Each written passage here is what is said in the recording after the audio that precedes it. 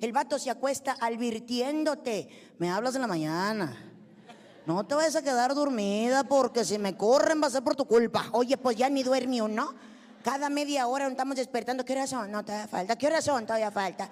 Y volteas a ver al de la obligación, con una preocupación que la demuestra a través de sus ronquidos. Imagínate nomás, pues quieras que no le metes un codazo en la panza al vato y todavía el vato se despierta asustado. ¿Qué pasó? ¿Qué pasó? ¿Qué pasó? Está roncando bien gacho en la oreja. Pues por eso hay modos para levantar a la gente. Ya, duérmete, duérmete. Cualquier cosa, aquí estoy. Ándale, todavía te avisa el vato que ahí está.